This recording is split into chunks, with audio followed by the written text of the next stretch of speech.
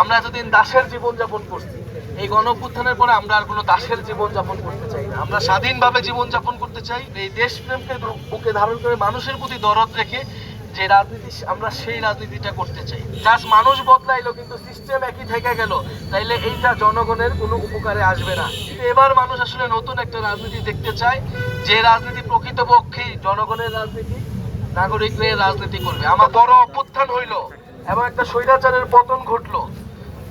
এখন এই বাংলাদেশটাকে নতুন করে আমাদের গড়তে হবে, কারণ বাংলাদেশ যদি আরেকটা স্বৈরাচার আসে, আগের মতোই সব সিস্টেম চলমান থাকে, আগের সিন্ডিকেট থাকে, আগের দুর্নীতিবাজ থাকে, জাস্ট মানুষ বদলাইলো কিন্তু সিস্টেম একই থেকে গেল, তাইলে এইটা জনগণের কোনো উপকারে আসবে না, মানুষের কোনো উপকারে আসবে না।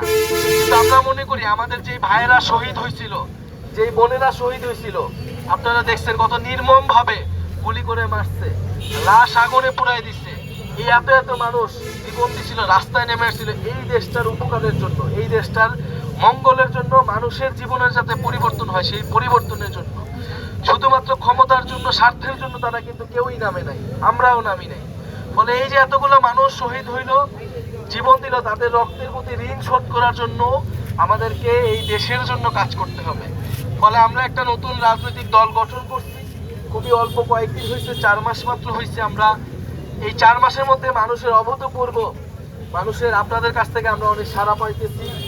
আমরা দেখতেছি যে মানুষ নতুন নেতৃত্ব চায়, মানুষ তার সমস্যার কথাগুলা বলতে চায় এবং এই সমস্যার সমাধান করবে, এরকম একটা নেতৃত্ব চায়।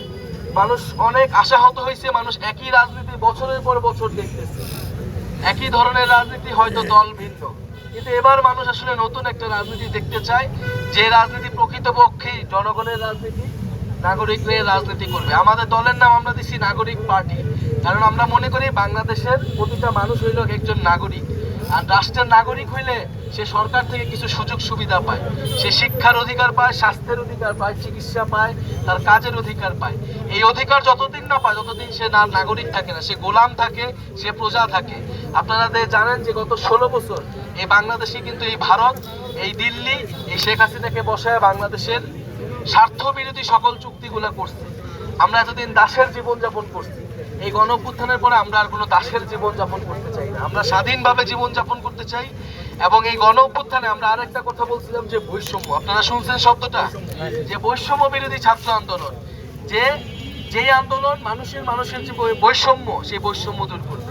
আমরা উত্তরবঙ্গের বৈষম্যের কথা জানি, পঞ্চগড়ের সাথে বৈষম্য হয় সেটা জানি।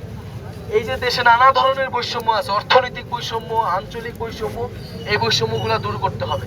সকল মানুষের মধ্যে একটা সমতা আনতে হবে, মানুষ যাতে তার অধিকারগুলো পায় এবং সবাই যাতে একটা মর্যাদা নিয়ে জীবনযাপন করতে হয় পারে, এবং বাংলাদেশকে বুকে ধারণ করে, এই দেশপ্রেমকে বুকে ধারণ করে মানুষের প্রতি দরদ রেখে যে রাজনীতি, আমরা সেই রাজনীতিটা করতে চাই। ওয়ালটন এখন দেশের সীমানা পেরিয়ে পৌঁছে গিয়েছে 50টিরও বেশি দেশে। ওয়ালটন, ঘরে ঘরে, বিশ্বজুড়ে। ইনশাআল্লাহ আপনারা আমাদের জন্য দোয়া করবেন। আমরা হয়তো বয়সে ছোট হইতে পারি, কিন্তু আপনাদের জন্য, দেশের মানুষের জন্য আমাদের আসলে বুক ভরা দরদ আছে, আমাদের সেই সাহস আছে, আমাদের সেই আপোষহীন, আমাদের সেই স্পিরিট আছে। আমরা গণ অভ্যুত্থানে সেটা প্রমাণ করছি, আমরা শেখ হাসিনার সাথে আপোষ করি নাই। আমরা আপোষ না করে এই গণ অভ্যুত্থান চালিয়ে গেছি, যখন আমাদের ভাইদের উপরে হত্যা করা হয়েছিল, ভাইদের উপর গুলি চালানো হয়েছিল।